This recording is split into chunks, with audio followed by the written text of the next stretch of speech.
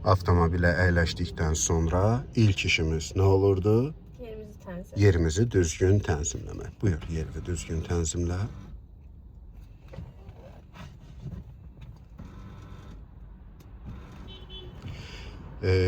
Belə, düz oldu, amma ilk öncə çalış ki, ayağını əyləc pedalının üzərinə qoyasan və barmağını yox, pəncə hissəni qoy.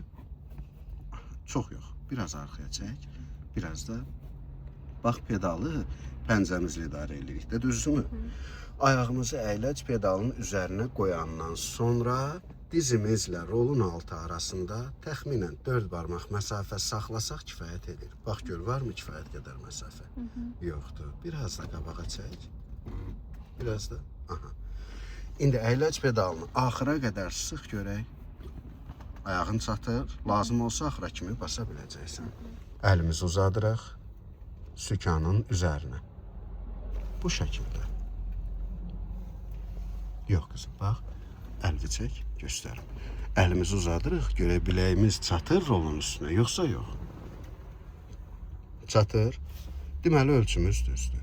İkinci işimiz güzgüləri düzgün tənzimləmək. Bax gör, güzgüdən, sol güzgüdən arxa qapının dəstəyini görə bilirsən. Sağ güzgüdən arxa qapının dəstəyini görə bilirsən.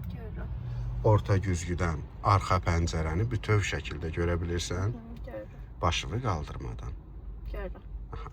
Demək ki, güzgülərdə tənzimləməyə ehtiyac yoxdur, bu da yaxşıdır. Üçüncü işimiz təhlükəsizlik kəmərini taxmaqdır. Buyur, tax.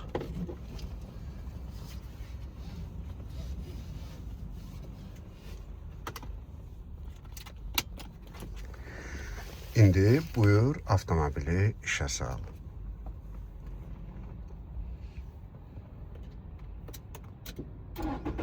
Aha, bu oldu yanlış. Çünki bir dəfə işə saldın. Söndür, düyməni bir dəfə də sıx. Düzgün şəkildə işə salma necə edirək səni? Əyləc pedalını, yəni tormuzu basmadan bir dəfə düyməni sıx. 5 saniyə gözlə. İkinci dəfə sıx. 5 saniyə gözlə. Bax, buradakı təhlükəsizlik yastığının işarəsi sönsün. Üçüncü dəfə əyləc pedalını bir balaca bas və düyməni sıx. Bu şəkildə işə salır avtomobilimizi. Aydın oldu? Bu oldu ilkin addımlarımız, etməli olduğumuz.